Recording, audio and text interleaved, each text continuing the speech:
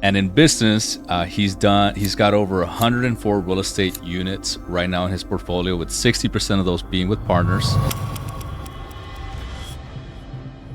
And I decided to, hey, come to the States. At that time, I was telling you before that I didn't have the money. So that was my first capital raise that I had to do. Yeah. It cost me like $16,000 from me and my wife. To every country, it is not just to the States. Every country in the world have Cubans. Cubans. Yeah. My big goal is to have 1,000 units with others. Again, it's the mindset of, okay, do you want to have a piece of a watermelon? Do you want to have the entire grape? So that I use that to find a mentor, Yeah. bringing in him value, and that's also another life principle that I kept. You are busy as an entrepreneur, you have value, but you're also working, building your future, right? Building your empire. You pay me $50,000 now, you will learn from me like 2-3 months, like weekly classes, and we will do a flip together. And from there you will get your 15K back. Even if the deal makes 15K, I will pay you the 15K. It's like preferred returns.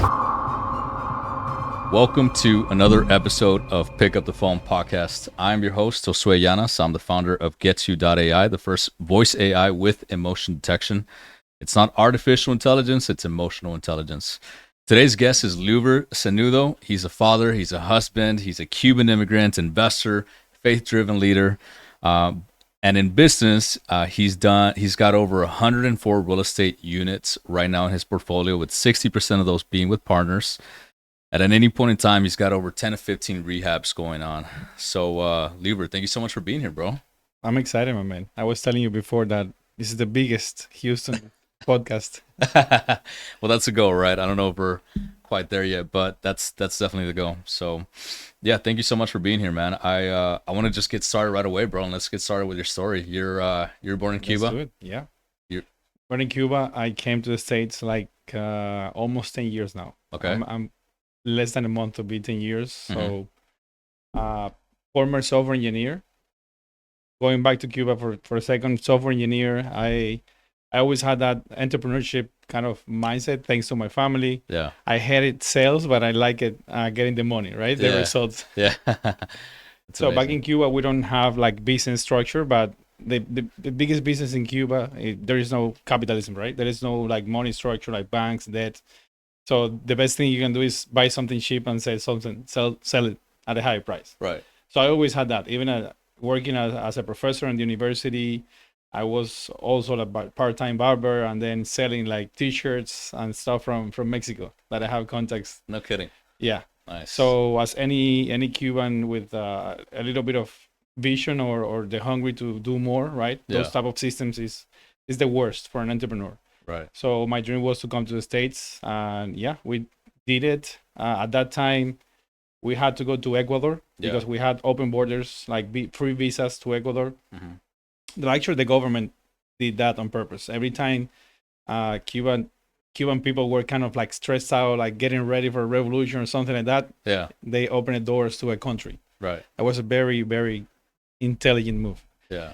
So that being said, I went to Ecuador, worked for like 8 months on a software company, and I decided to, hey, come to the States. At that time, I was telling you before that I didn't have the money. So that was my first capital raise that I had to do. Yeah.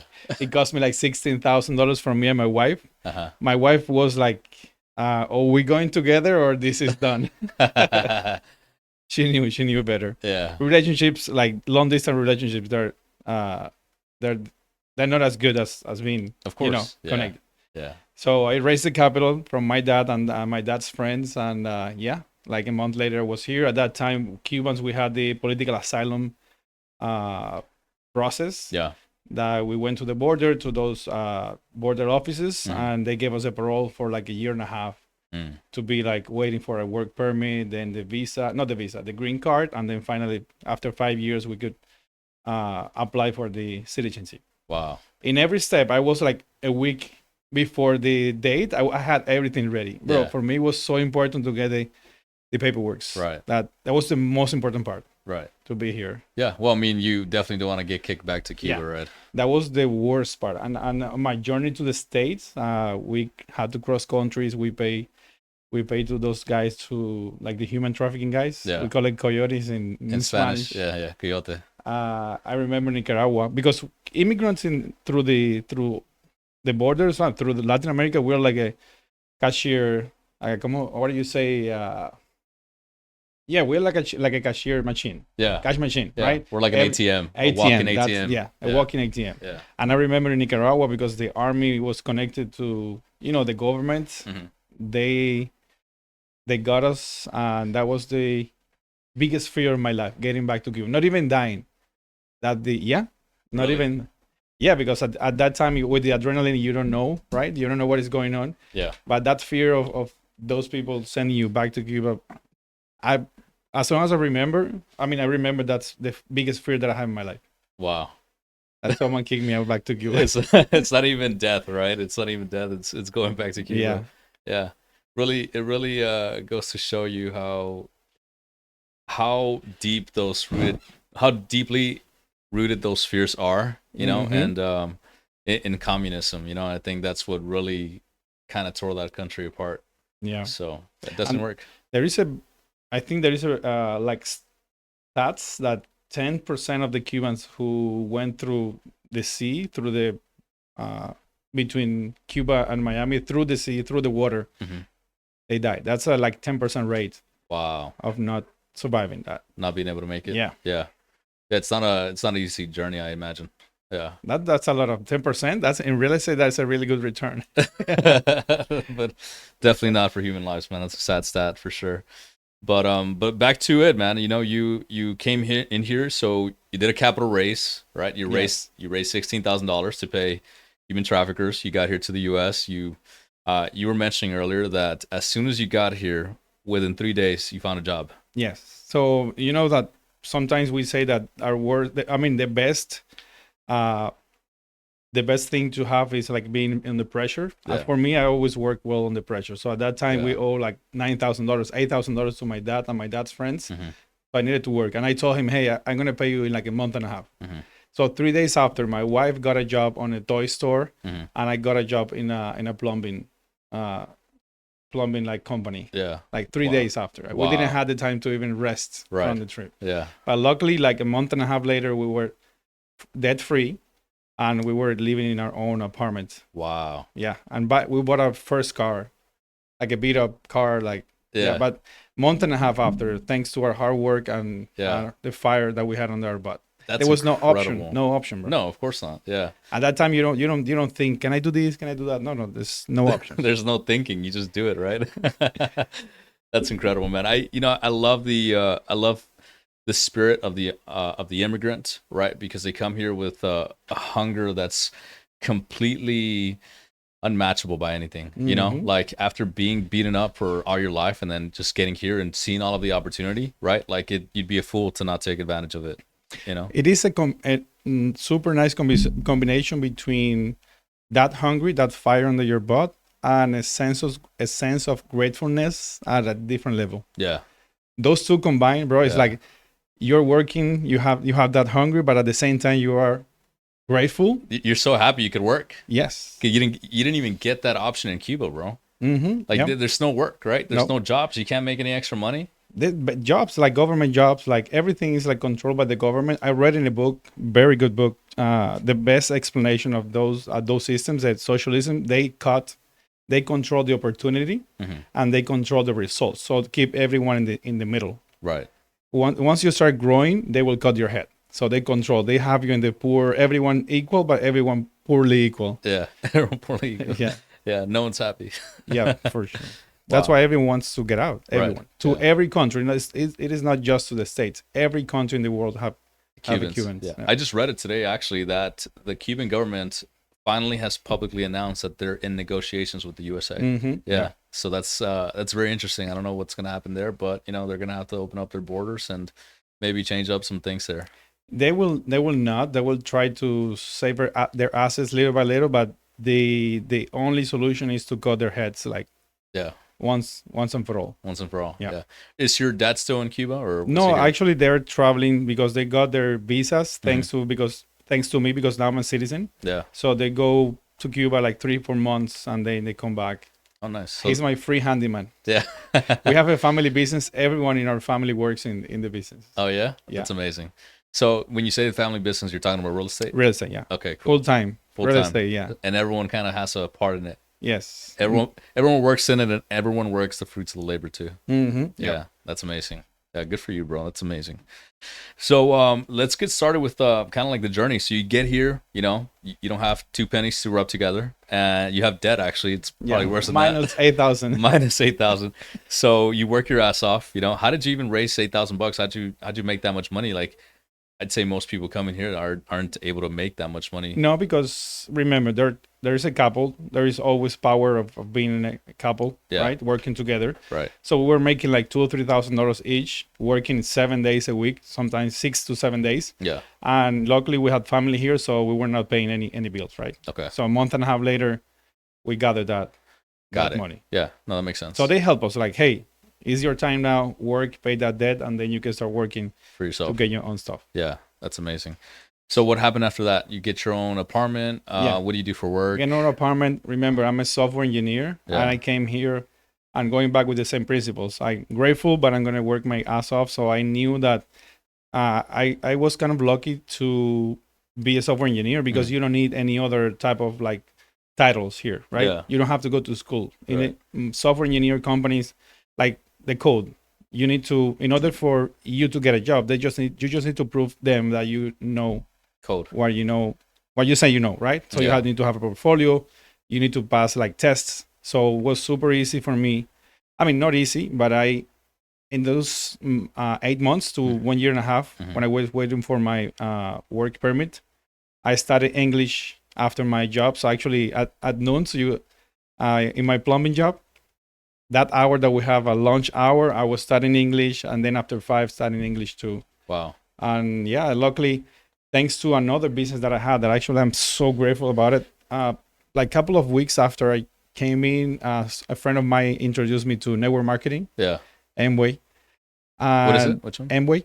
Okay. Amway. Yeah, Amway. Yeah. Amway. Yeah. It's like Herbalife, but Amway has been the biggest network marketing business company forever. But that company is like worldwide. Yeah. And because those companies, you have to be a leader, right? They train you because you have to sell, you have to recruit people, you have to lead them. Yeah. So the best skills in business: sell, leadership, management, people management, auto self-management too. Because if you're a jackass, you can't manage even yourself. Right. So that was the best business training that I had. Yeah. Because again, I had my entrepreneurship mindset, but at the same time, most immigrants, they come from a place like Cuba, and they come here, they get a good job, they get a good car, house, hot water, food on your table, and they say, hey, I'm done. Yeah. I'm gonna stay like this for a while. Yeah. I didn't have that chance because I got that into that company, and my mindset shift like completely. Yeah. I started seeing people with results in that business, right? And also in real estate, because leaders were making money in the network market and then investing in real estate. So it was like an inspiration plus training plus peer support. Yeah, that was incredible. That's amazing. Yeah, and I think to your point, I think it's really important to like point out like a lot of the times you don't know what you don't know, right? And that's why like a lot of people come here, they work their ass off, like you said, they get a job and they stop there because they don't know that there's more out there. They don't know that the possibilities, the endless possibilities in entrepreneurship and especially in real estate. And I think that's where, you know, you were really lucky to be able to have seen that, because once you see it, you can't unsee this. That is correct. It just completely changes your mindset. It just opens up a world of opportunity, right? And now you're sitting here with 104 real estate units. Because of that mindset, you know, it all starts with the mindset and with the vision. Yeah, for sure. You have to look, right? You have to be looking, you have to desire, but after that you have to, the next step is to take action, and take action in an environment that help you grow, because you can take action between a bunch of people that they will not in your business, or they will not support you, and trust me, you will never grow like that. Yeah, I agree. So I was lucky enough to have that luck, but also very intentional. Okay, I want to grow. I want to go there. Having Yeah. that dream, Yeah. having that, being lucky enough to get in those groups, but also having that dream and having that goal. Yeah. And that's also like going back to like in my career, every step in my career had a phase attached. So it was always, and it's gonna be always someone that helped me and that will help me keep growing. Yeah. Yeah. I Agreed. remember that, and that's a really good nugget that I have now. Yeah. For life, like Right. a life principle. There is always a phase. There is always the who. Actually, there is a book called "It's Not the How, It's the Who." Yeah. Yeah. Think who, not how. That one. For sure. You don't have to read the book. If No. you read the title, That's it. Just read the title. and apply it. It's important, man. Like in business, don't even think about like how to fix something. Just think about who can help you out. Yep. Simple as that. And don't be afraid of ask for help. Yeah. Yeah. Agreed. So what happened after Amway? When did you start? What happened next after that? So we got results, and remember, I was working already as a W-2 software engineer, software developer. Yeah. I also had the business. We were growing we got close to 300 people in our team, thanks to other leaders, right? That is also a principle that you have to help others grow. And I'm applying that into real estate now. Now that I have a team, Right. I'm literally focused on helping the team to make enough money to help me grow. So literally my focus is on them, like the TC that I was just on a call. I want to have that. I want to give so many deals to that TC that she's going to be working full time for me, even without me hiring her. Same thing with the property manager. Same thing with my wife. Same thing with the project manager. I want to help them grow so much that by default I will grow with them. Yeah. So after that, going back to software engineering, Amway, again, a phase always attached to a new step in my life. Yeah. I had a friend in my company that he had a friend who was a realtor, but also a realtor with the same mindset, realtor, but investing in real estate. So that person told me about, hey, you can buy a fourplex with your FHA. So literally a year and a half after I had my job with my first W-2, I went and qualified for an FHA and we bought a fourplex. Right now, everyone's talking about it, TikTok, social media. But at that time, like 7 years ago, that was something new. That you can buy a fourplex and rent 3 units and have 1 unit. So that's what you did? Yeah. That was your first property? That was my first property on the market. We bought that. I literally lived for like 2-3 months only. And then I bought another property on the market too. Another property with my not FHA. First deal was with my FHA loan. Second deal with my conventional loan. And I did house hacking. I converted the garage into an apartment. And I converted the main room. The house had like a C shape. One part of the C was the main room. The other part was the garage. They converted the main master bedroom into another, like a studio. And I kept the house. I was living for free in the house, paying $1,700 a month. And my 2 apartments were paying for it, living for free. That was before finding the off-market type of realm. Wow. But I always had the mindset of Kiyosaki, again, reading. That's another thing that Amway gave me. Yeah. The network marketing. Bro, I never read a book in Cuba. Not even The Little Prince. That book is mandatory in schools. I never read it. Yeah. So I came here. I realized, okay, what is something in common? What is that every successful people had in common?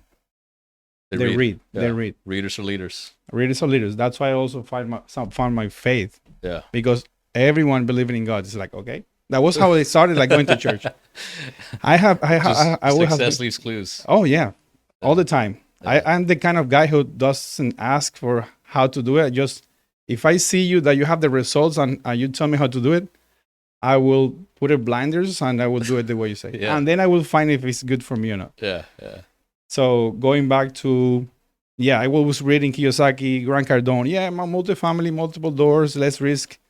And I was, hey, how can I invest in multifamily, but if I had the possibility to buy single families? Yeah. Okay, let's do house hacking, garage apartments and ADU. Yeah. And that had helped me like evolve. Now I'm buying small multifamilies and converting them into bigger multifamilies. Yeah, that's amazing. So you bought your first 2 properties within a year and a half. So timeline wise, you get here, 3 days later you work. And before I jump into this and kind of get into the timeline and everything, let's just take a quick commercial break real quick. If you're a real estate investor in Houston, Texas, you need to listen up. Andrew fought with Renovo, is the number one lender with DSCR 30-year fixed loans. He can do 1 to 4 family. He can do 5 units plus. He can do commercial, anything you need. Andrew Fott is your number one source for long-term financing. Right now, his current rates are high 5s to low 6s. He's got a 1 to 2 points in origination, and he can fund up to 75% loan to value, so he can refinance you, cash you out right out of that hard money loan that you have, no problems. And he's a direct lender, which means that you don't have to go through any AMC BS, right? So what that means is they have an in-house appraiser. No need to chase an appraiser to figure out how they do business. Renovo has it all in-house. They also have a in-house servicing company. So anytime you need any help with tax forms, any help with servicing your loan, Andrew is one phone call or email away to help you out. I'm a testament of this. He has one of my long-term notes, and it's always smooth as pie to get any sort of documents that I need. So Andrew's a relationship-based lender, meaning that if you're trying to figure out something with your loan, he can help you through it, guide you through it, and set you up for success. So if you're interested in a 30-year fixed rate loan, hit up my boy Andrew Fott with Renovo. His phone number is 210-425-2190.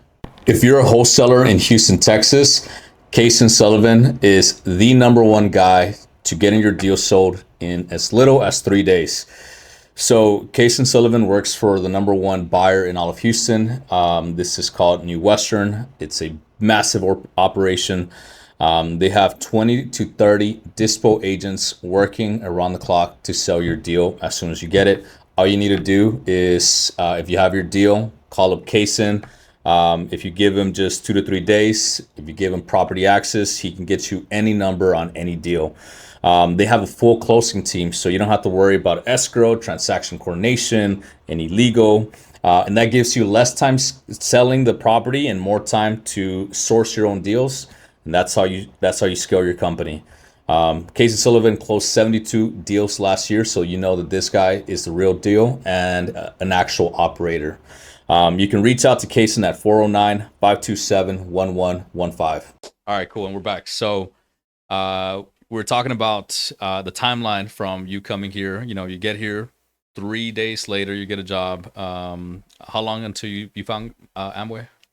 Like 3 weeks later. 3 weeks later. Oh, right away. Yeah, right away. So 3 weeks later, you find Amway. You start reading everything. A year and a half later, you buy your own your first real estate. Yeah, like a year later, I got my work permit, and at that time, I was lucky enough to land my first like W-2, my first job. Yeah. That's another thing.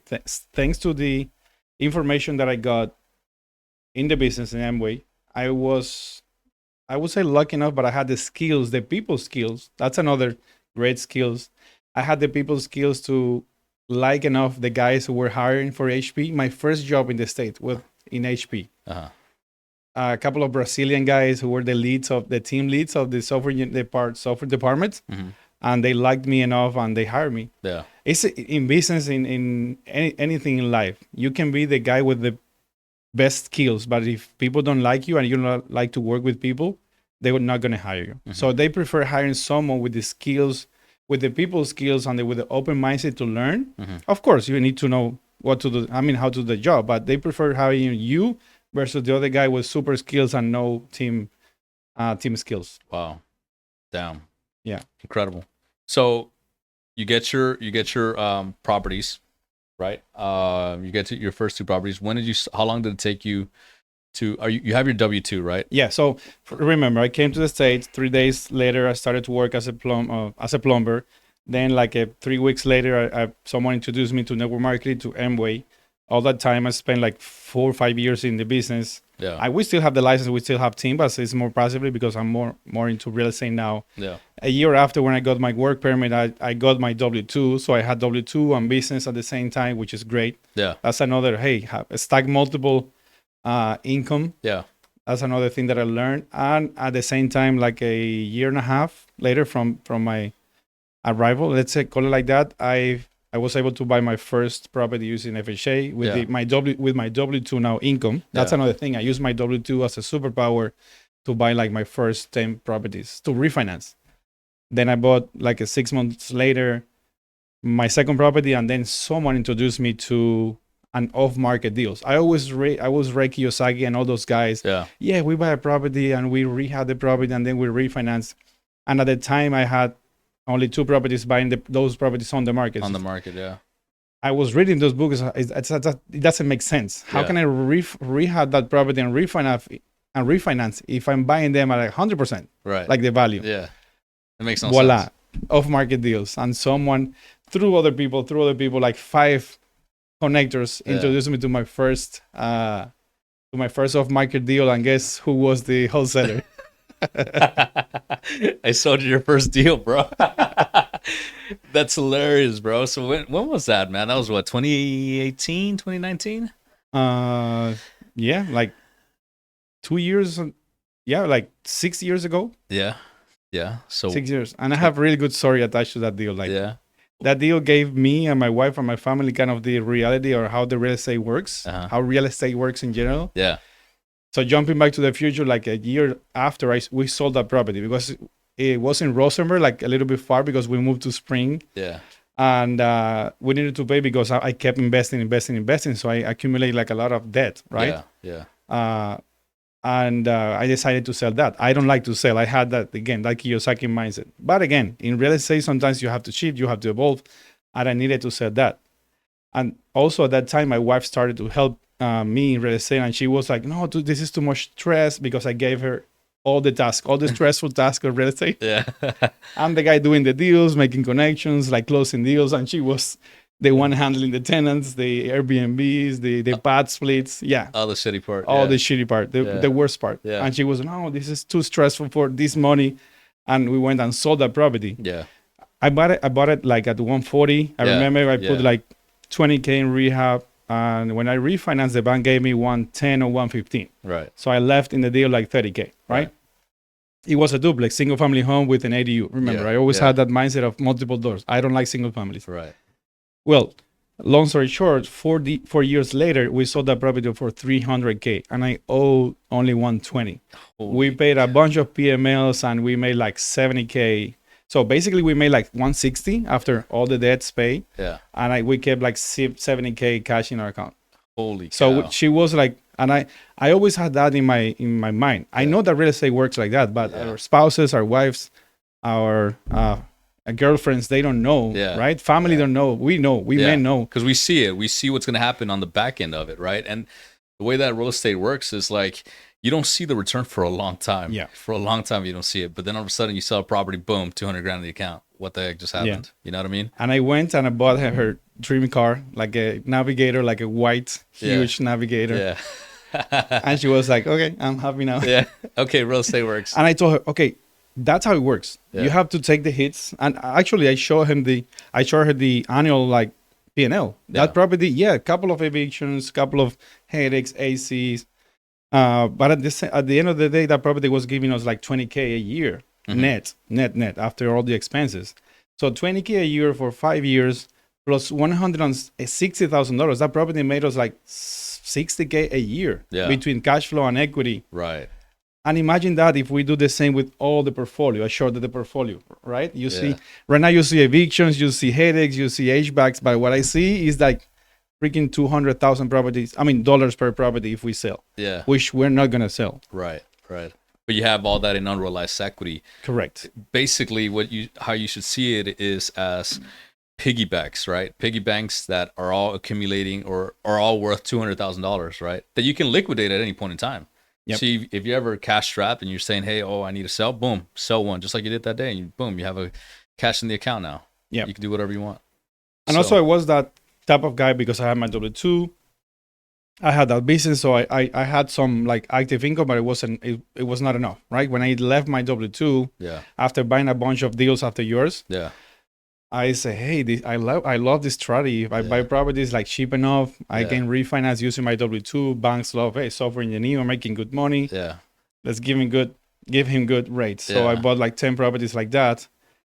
But then I couldn't qualify for good loans anymore. Yeah. Once you have like 10 conventional loans under your name, you are done. Then you start going into DSCRs and stuff like that.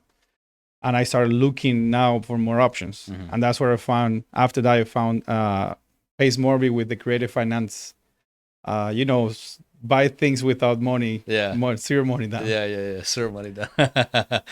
Man, I still going back to this deal real quick. I just like remembered the seller on that deal, and I remembered like how exactly I locked it up. I think I had an office in Galleria at a WeWork space. I still remember like I was like on the 40th floor of this tower, right? And I'm like in there. It's like 8 p.m. at night. And I'm like negotiating it, and then I ended up really nice seller, a Filipino guy, and I got under contract, and then I sold it. I found this guy named Paul Miranda. How did you know Paul Miranda? Through another person. That deal, I pay like 5 people in the middle. Daisy chainers, I call it connectors. Yeah. I love, because I know that's another thing that I do now. Yeah. I love to work with those people because they bring me deals. As long as it's a good deal, I will pay whatever they ask me. Right.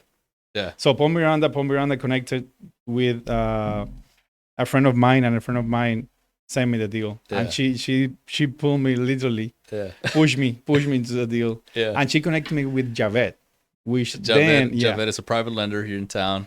Cool guy. He's got a wonderful community, man. Yes. He's got an amazing community. I really love. I'm in his group, little WhatsApp group. I think I sent a deal in there earlier. Yeah. The one in I France. reply. Yeah, I know you did. Did you like the deal or what? I have to check. I got like 2 deals. After your deal, Chris Hopper sent another deal. Yeah. But that one's in a flood zone, bro. You don't want that deal. Yeah, you want mine. I have like 4 houses there, so. Yeah, 4 houses. In 77084. Flood insurance is too much, man. You probably want to buy my deal. Okay. Let's work that out after. Man, so yeah, let's get back to it. So you bought the first off market deal, and then from you. Yeah, for me. Thank you. And then what happens next? You're like boom, boom, boom. What's next? Yes, next was okay. I can do this like multiple times. So I started buying thanks to Javed, and Javed is also another phase in my career. Yeah. I saw that guy because as a hard money lender, he had to underwrite the deals with me, right? In order to, and that's a good thing that I share with others.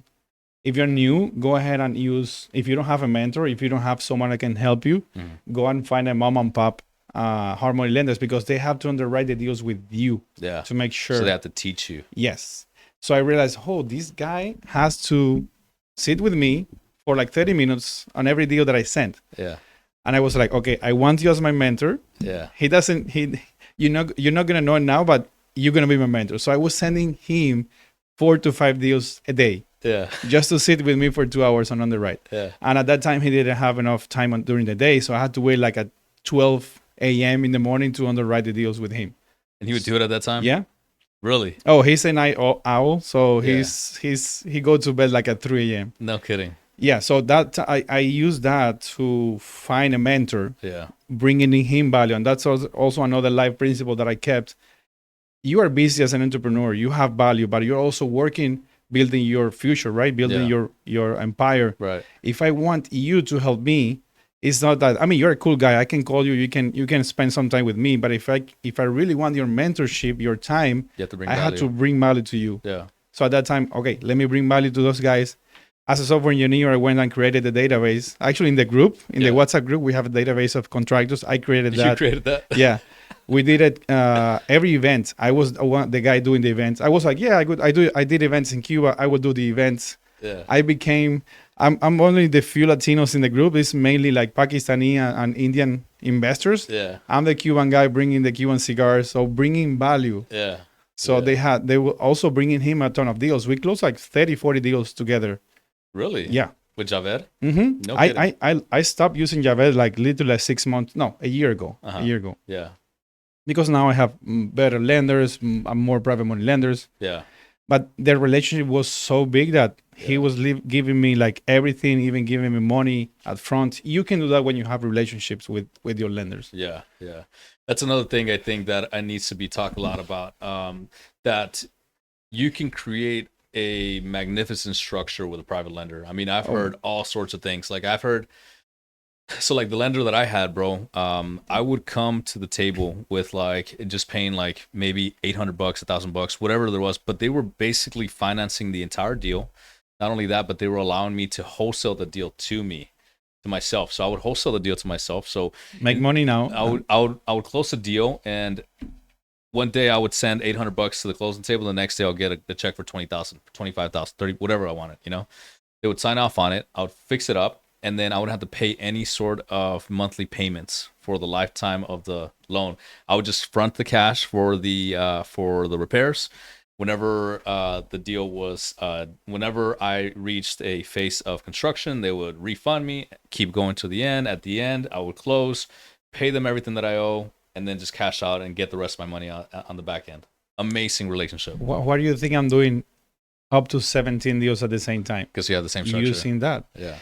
The word of the day, the words for an investor to scale is convenience. We have to find, of course, good terms, right? But the convenience, sometimes I pay even a little bit more just to have the convenience of not having payments, of just getting the money at the end, or just partnering with the lender. I make them a partner instead of a lender. Yeah. So, hey, I'm going to give you an equity share instead of you charging me money.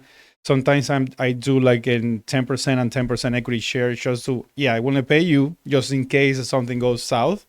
Real estate, how it is. Yeah. Nothing go the ways you have a plan. Of course. So it's our job to pivot and evolve and find solutions. Right. But I pay them and I give them equity share. That way they can wait until the end. Yeah. And that way, and on the other side, partnering with the project managers, partnering with the newbies, partnering. So I'm the guy who creates the deal, structure the deal, and then wait for the check. Incredible.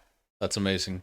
So let's kind of retrack a little bit here on how you got to 104 real estate units now in your portfolio, right? Because I think that's, you did that 60% with partners. Yeah. When did you start bringing on partners? You joined the Sub 2 community. Yep. What happened next?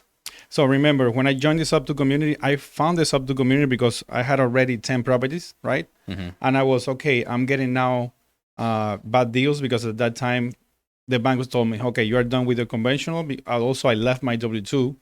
So you don't have any more W-2. Your credit is not that good. It was not that bad, but it was below 700, which is not good for DSCR. So I was getting really bad terms on the DSCR. So I started looking and I found the Sub 2 community. And right away, I think I watched 2 videos in the Sub 2 Vault. There are like thousands of hours of videos and good information, but I watched only 2 videos. And I realized, okay, if I have to sit here for hours watching this, no, I'd rather go and connect with people that are doing deals. And I found like Sub 2 Drew, like George Paredes, all the Sub 2 community. At that time in Houston, we were like 16, 20 people. Yeah. That we were going to the networking events like every week. Yeah. Now we did one like 3 months ago, 1,000 people showed up. Yeah. Imagine that. When Pace came to town. Yes. Yeah. And so basically that. And I started like combining. I kept doing the same. I kept doing the cash deals because there is no better way to like get equity like a cash deal, the cash offer. But I started combining with novations, seller financing, Sub 2 flips, wholesaling Sub 2s. And that's another mindset that I have. I need to, for me as a real estate investor, I need to have all the tools in my tool belt. That's why I have my license because I left my W-2 and I didn't have enough active income. Yeah. So I had to start flipping and also got my license. So adding more stream of income. So I need to have and I think that is a must for an investor and even for an agent, all the tools in my tool belt to know which one is going to be that I can help you with. Yeah. It's like a doctor. Right. I will go, what's your pain? And then look for the cause and fix it that way. Yeah, that's a great way to put it. Yeah. The same solution is not the right solution for everyone. Correct. Right. You can, if you're only a wholesaler, you go to a carpenter. I mean, you go to a work with only a knife, right? You need to have all the weapons ready. Yeah. If you're a seller and go with you, we're going to do business. Right. Cash, Sub 2, seller finance, novation. Worst case scenario, I will list the house for you and make some money and help you out. Yeah. That's it. It's the right way to do it. I mean, at the end of the day, you even know how to do GC, so you could even do GC work for them. For so, sure. Yeah. For sure. Any solution they need.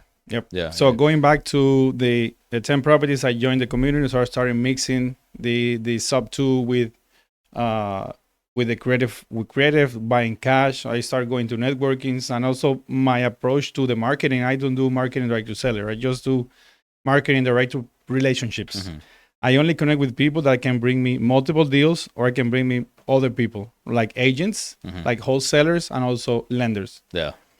So I start buying again properties off market, and I started doing more small multifamilies. I went to a duplex, and going back to my mindset of Grant Cardone at the beginning. Hey, how can I start investing in multifamily if I don't have the funds? Yeah. Let's buy small multifamilies, and let's house hack them into bigger multifamilies. We are lucky here in Houston because we don't have zoning, right? So we can do that here. Yeah. If we do it up to code. So I start buying duplexes and triplexes and converting them into 4.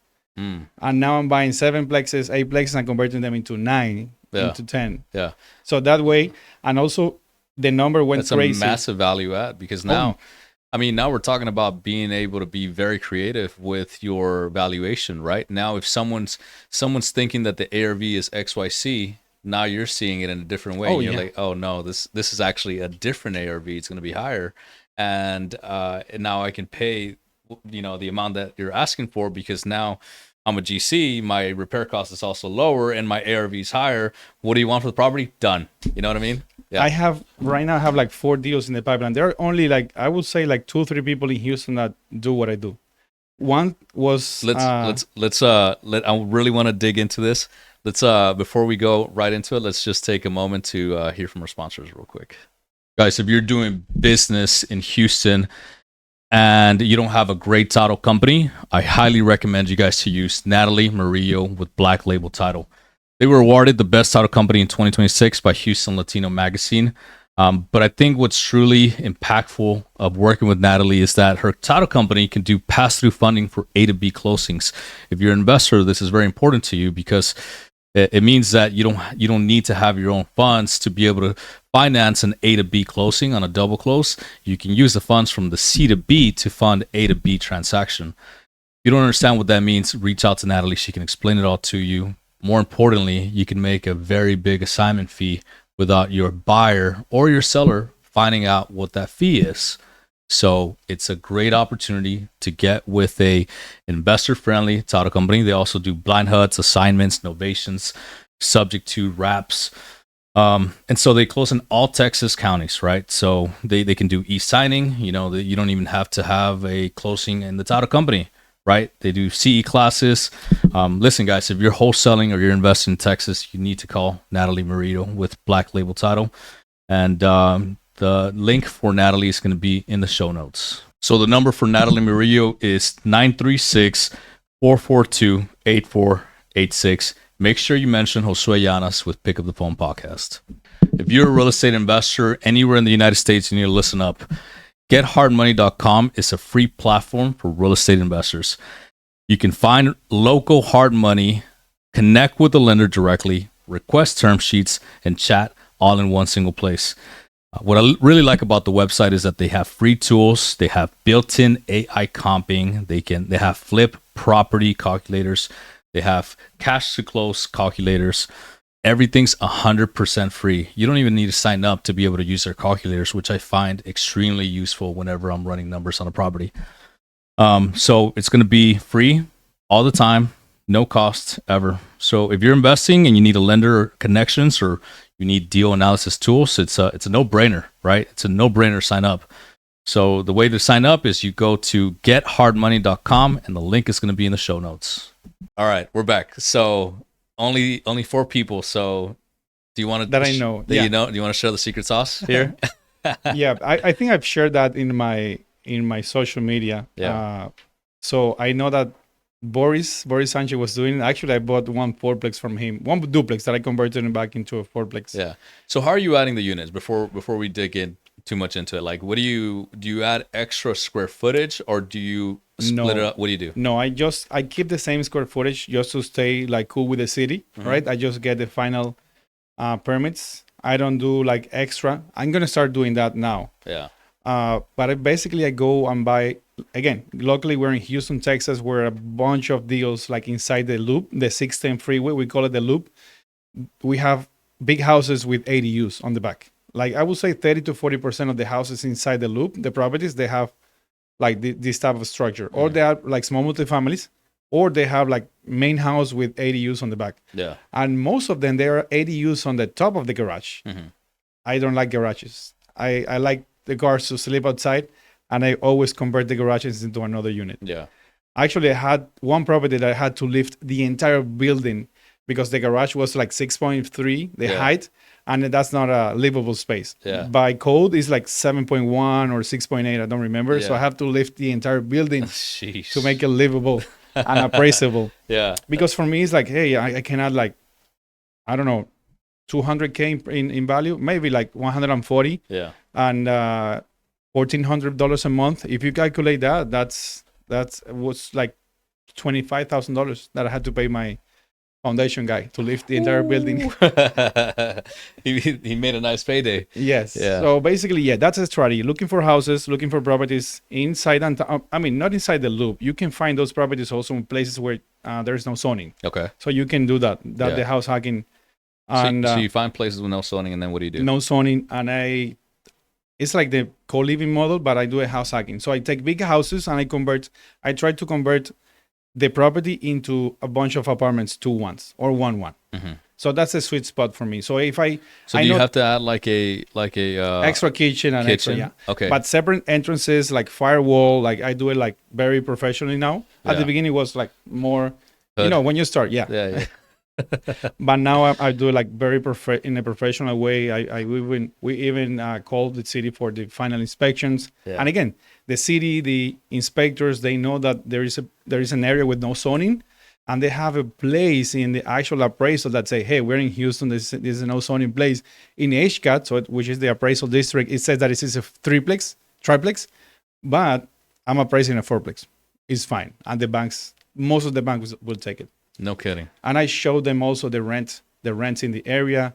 Most of the time, I already have tenants in the units once I refinance. So how do you turn a duplex into a quadplex? Okay. You can go to my social media. You can see a lot of examples. So a duplex is a main house, let's say 1,500 square feet house, with an ADU on the back, on top of a garage, right? So right now we have 2 units. Right. Main house, 1,700, and ADU on the back on top of the garage. Yeah. I don't like houses that big. I like apartments, right? Going back to affordability, that's a thing that I'm working on, affordability, right? So I take the main house, 1,700 square feet, and I split it into two apartments of 750 square feet each. But what do you do if it's like a weird layout, No, I reframe everything. So you go in there and you just tear the entire house apart. Yes, reframe the whole house. Yes. I play with the walls that they're like support, and I don't touch those ones, and then I reframe the things that I have to reframe. I see. Again, I go and look first what I can do and what I cannot, so I also to save money. Yeah. I don't tear down walls because I like it. It's just finding a way to do it. Right. And I'm my own designer. I just take it actually this iPad and I have drawings, and then I meet with the framing guy, and that's it. That's it. Done. Okay. So make it work. Reframe it. You take a 1,700 square foot house, split it in half, do 2 units. Yep. Okay. And then sometimes I do side by side. Sometimes if the house is too thin, I do it like one in the front, one on the back. Right. And then remember, we have an ADU on the top of the garage. So now you do the bottom garage. I rehab that ADU and I convert the garage into a unit. So now I have 1, 2, 3, and 4. Nice. I like that. That's amazing. Bro, that's why I have close to $10 million in equity in my portfolio. My portfolio is like $22 million, and the equity is 50%, $10 million. Because again, I buy them cash, deeply discount. I add a ton of money in the rehabs. Everything is new. Yeah. Actually, that's why I'm so excited about jumping into new construction, because what I do is worse than new construction. I have to spend a month and a half just fixing the foundation, demoing everything, and then reframing. Yeah. So new construction for me is going to be a walk in the park. Yeah. Because you also don't have to figure out any sort of unknowns. Oh, right? With new construction, everything is going to be a schedule. Everything's going to more streamlined, more scalable. Yeah. My worst case scenario has been, I've done it 3 times now. It's such in a bad shape that I have to tear the building down and building. You've had to do that? Yeah, 3 times already. Because of what? Because of termite? No, it was such in bad shape. Termites with water, leaks with water, like Just everything. yeah. Because at the time, I run the numbers with my framers, and it takes me more time to fix everything, support the building, reframe it, than just tearing everything down and build from scratch. Yeah. But I don't do it as an official new build because I know how to pull permits. I don't as a new build because Right. I'm just basically rebuilding the same structure, and I'm Right. doing it in that way, so I don't have. You don't have to I go don't through get it. the permitting process. Yep. For sure. I just get the permits, the final permits to connect the gas for the city, and they're fine with it. Yeah. Yeah. And I make sure that I do everything up to code. Yeah. Wow. Good for you. So, I mean, a lot of this is done with partners, right? So, Yes. So, what is for anyone that's watching right now? You know, like what could you say to be able to say, like, hey, man, like you've gotten a lot of people to trust you, right, with their money. You know, how did you get to that point? What did it take? What's the secret sauce for that? Okay, first, I love how Brent Phillips is one of my mentors, also like part of our team at Wolfpack and EXP. We're building a team of agents and investors in the Wolfpack. So he says that in order to raise capital, you just need two things: a trustworthy person that you can trust, and a good deal. And I became that person thanks to my story. I'm a super friendly guy. Again, going back to the main skills, I think God gave me like that likeliness. I don't know if that's the word. And also I've been getting those skills, like interpersonal skills. Yeah. So yeah, and also finding good deals. Finding good deals, proving that, hey, I'm the GC. I find the deals, I can rehab the deals, and then I will manage the deals. Right. And again, going back to numbers, investors, people who lend money, care about two things only.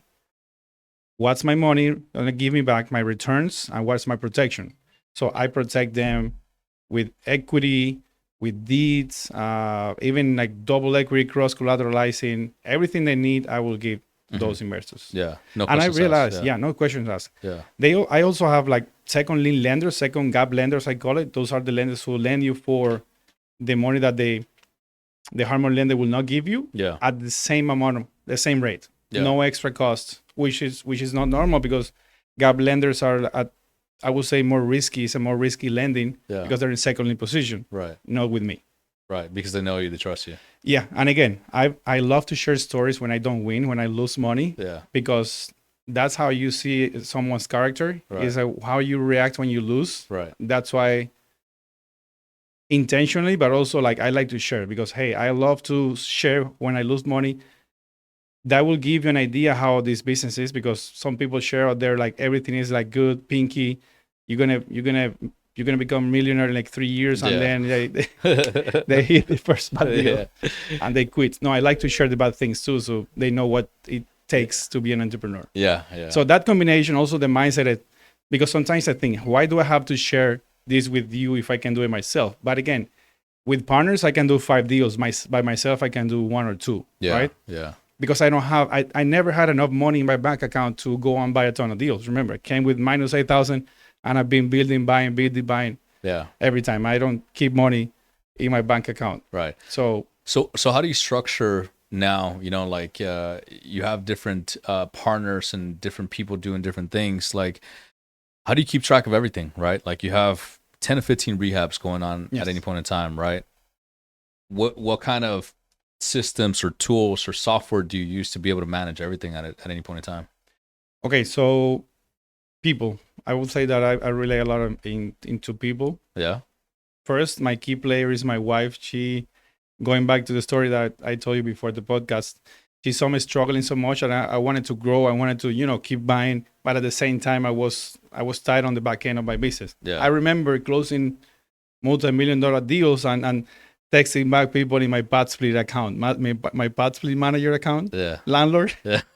Hey, my toilet is leaking, and I was negotiating deals and texting. Yeah. So I had to cut that. I'm gonna be the guy who's in the company who's gonna go and move forward, and my wife took that position. So my wife is the one managing all the properties, like kind of the asset manager, operator. Yeah. And then I found project managers. So I changed my GCs. I moved them to the project manager's position. Yeah. Because out of necessity, I had to become my own GC. I got scammed.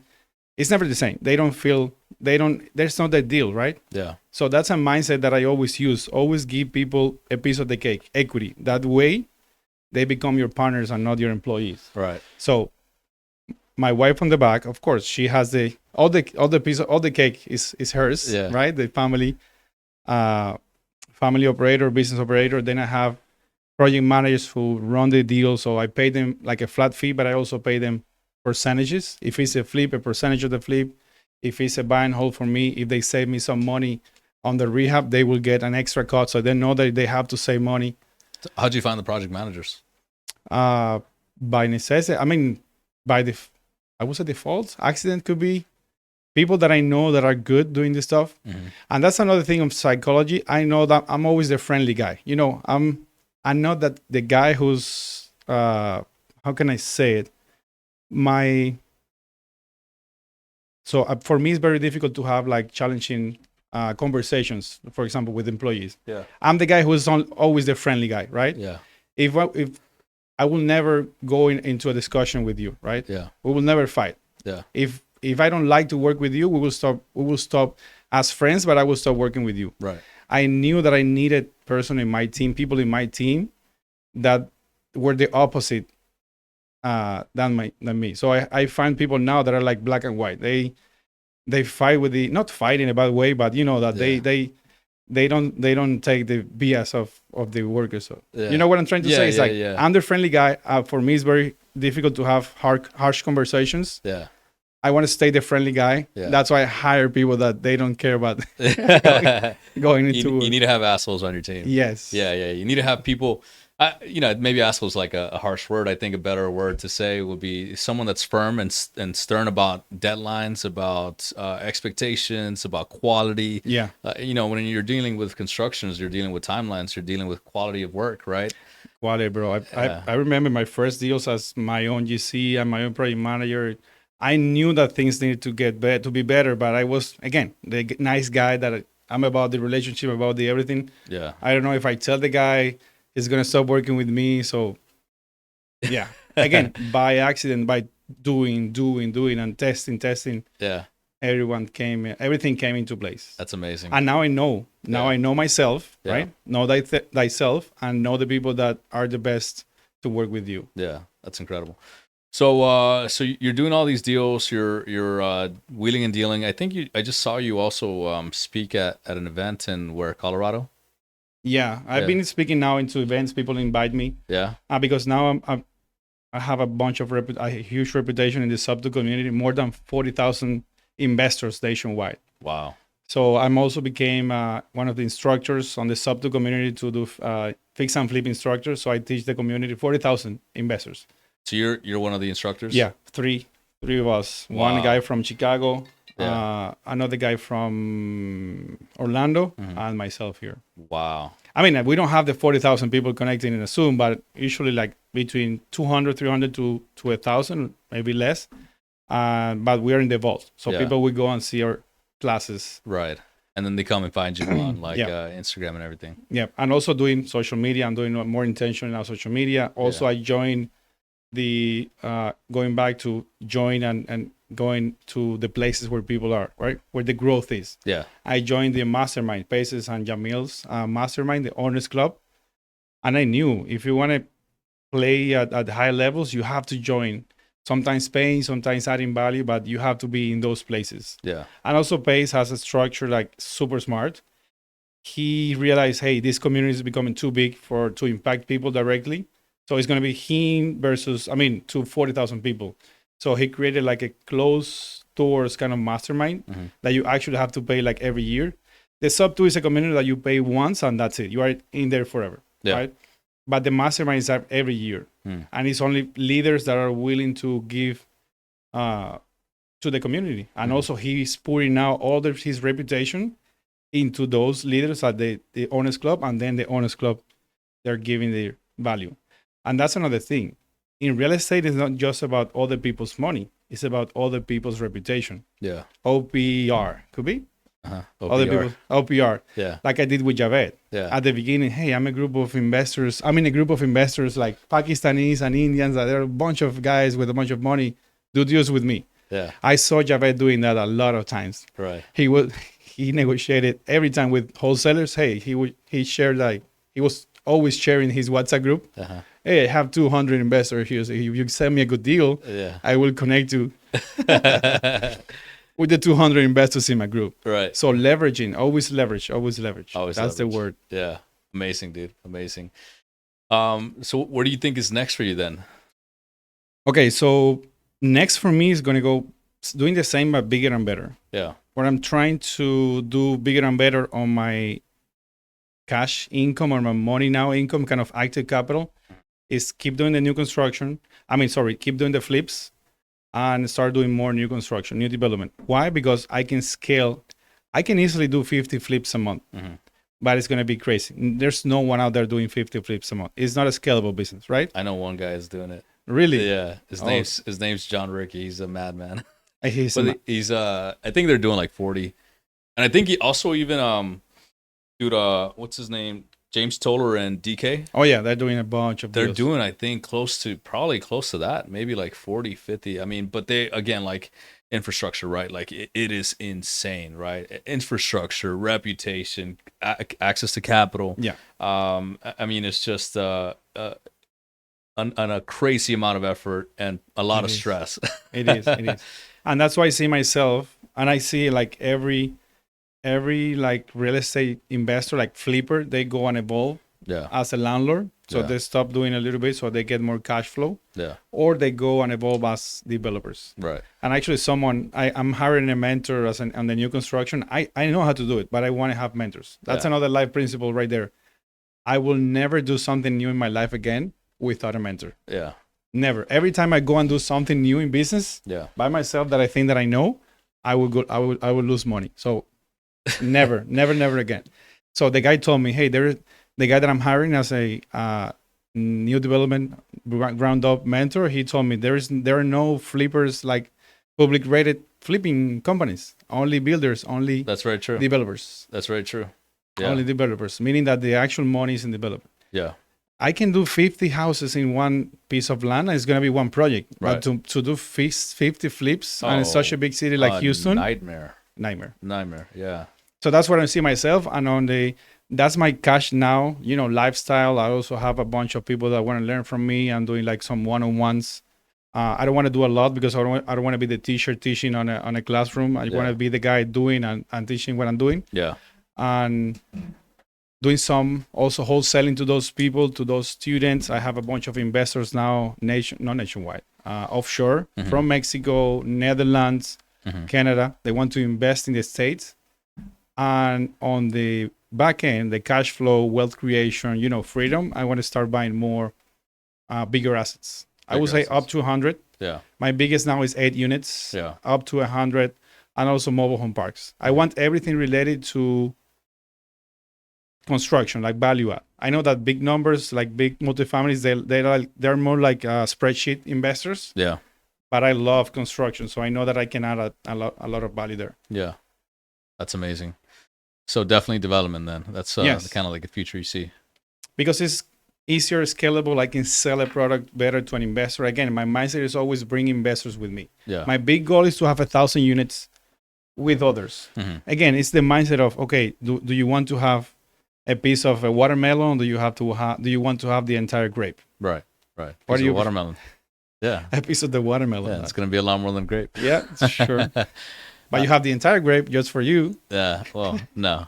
Man, that's incredible, dude. So you're also doing some sort of like mentorships now with people? Yeah. Yeah. Okay. Yeah. I'm also like, I realize that I can't humanly add value to other people that text me through WhatsApp, text, social media. So I'm doing more one-to-many like events. Yeah. Like walkthroughs, going to like with Ben Deal in my EXP team, we're doing once every 2 weeks. We're doing showcases and also the one-on-one students. Okay. That I'm actually, this is going to be a like commercial. I'm doing one-on-one students, $15,000. But again, going back to our conversation before, I'm giving them an irresistible offer. Yeah. So my offer is like, okay, you pay me $50,000 now. You will learn from me like 2-3 months, like weekly classes, and we will do a flip together. And from there, you will get your 15K back. even if the deal makes 15K, I will pay you the 15K. It's like preferred returns, right? Yeah. So that way they know that we'll learn, and they will learn on the doing, and they will get their money back. Pretty irresistible.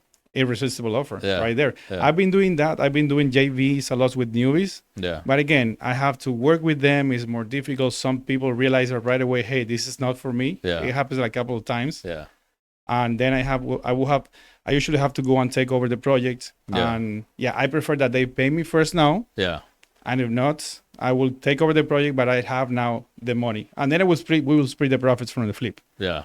But I have the money up front. Yeah. And I don't want to do a lot because I have to invest my time. So I will say at least 3 to 6 people every 6 months. Yeah. I think, as you scale and as you do business, the biggest issue is not really to find money or to find people or anything like that. It's your attention. Yep. You know what I mean? It's the biggest asset that we have. It's so important. As I'm working on this AI project and as I bring on clients, everyone has like different goals and different aspirations, and can AI do this and can AI do that? Yes, it can do anything, and we can build anything, right? But what is important right now? What is the main goal? What is the thing that's actually going to move the needle? And that's what we need to focus on, right? So just like, to your point, when it comes to real estate and the, focusing on the people that are ready to invest, well, they need to invest in it in themselves first so that you can focus your time and attention on them. Right. It's all about your time. Yeah. And again, going back to the mentor, right? Because right now I'm the newbie in new construction and I'm the newbie on big and multifamilies. Yeah. The way I go to my mentor is like, I already know the mentors that I'm going to have. Yeah. They know already. So one guy I'm going to pay him, the new construction guy, I'm going to pay him like percentage on my first couple of deals. Yeah. And the multifamily guy, the commercial, I'm going to bring him deals. Even if I don't get paid in the first deal, that's fine. Yeah. Because I'm adding value to him. Right. He came to town, and I invite him to lunch at a very expensive restaurant. So adding the value. Yeah. Now that I have some money, I can invest money. At the beginning with Javed and the group was me putting the work, doing events, doing the databases. Yeah. But it's always stopping those mentors. They will stop if you add value to them. Yeah. Something for them also. Right. Absolutely. Yeah. Couldn't agree more. Man, so that's you got a lot of things going on. There's a lot of moving pieces. How do you manage all this, dude? I would say like 99% trusting in God and 1%, como dicen los mexicanos, los Mexicans, me importa que se vaya la vi.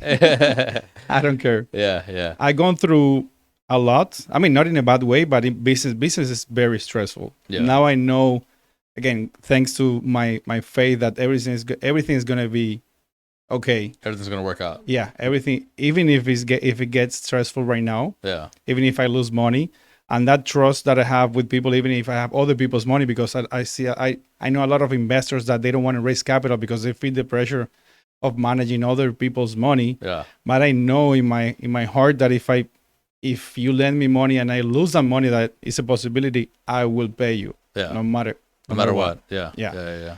So that's how I manage everything. Trusting people, bringing good people to a team, having some systems. I need that. I need your help on systems. Yeah. And trusting God that everything is going to be good. And the other small percentage, I don't give a shit. That's kind of the mindset you have to have. Man, Liuver, I've had a lot of fun in this podcast, man. This is thank you, bro, for invitation. Absolutely, man. You've been a breath of fresh air and sharing, more importantly, your story, right? Like I think, if someone's listening to this and someone's watching this, if this doesn't light a fire under your ass, I don't know what will.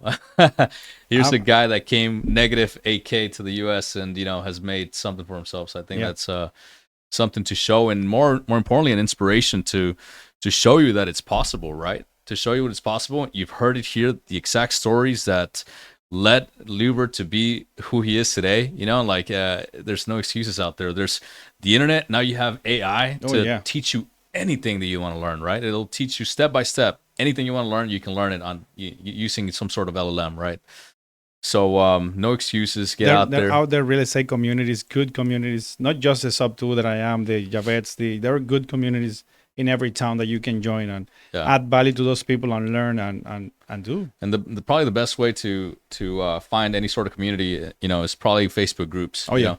Anytime that I've had a deal, I've had a deal like in random little cities like in Iowa, right? And I'm like, how the heck am I going to find a buyer out there? So I put it on Facebook Marketplace and I put it on the Facebook groups and I find people, So find a Facebook group, look at events that are being posted on there, Eventbrite, just so many different resources. Yeah. That has been another like nugget in my life, that go and meet people in person in events. Yeah. Now, after I got the kids, was not that as often, but I usually spend like 5 years going every week to one or two events. Yeah. Real estate events. So that's why a lot of people know me in the market. And make sure that you perform. Once you say that you're going to buy a deal, you buy that deal. Yeah. That's another thing. Yeah, I agree. Couldn't agree more. Liuver, how can someone find more about you if they have a deal, if they want one-on-one mentorship, if they want to connect with you? What's the best way? Yeah, I think that my name is super like unique. It's Liuv as a Victor ER Sanudo. That's my handle in all the social medias like Instagram, YouTube. The only thing I don't have, what I was telling you, is like a TikTok. But yeah, Instagram, YouTube. I have my own website, liuversanudo.com, with a bunch of resources. I have forms for you guys to send deals. If you want to lend money, I have forms there, and connect. Instagram DM is the fastest way. Absolutely. Absolutely. Thank you so much for being here again, man. I really had a great time here getting to know you today. Sure, bro. Thank you. Thank you.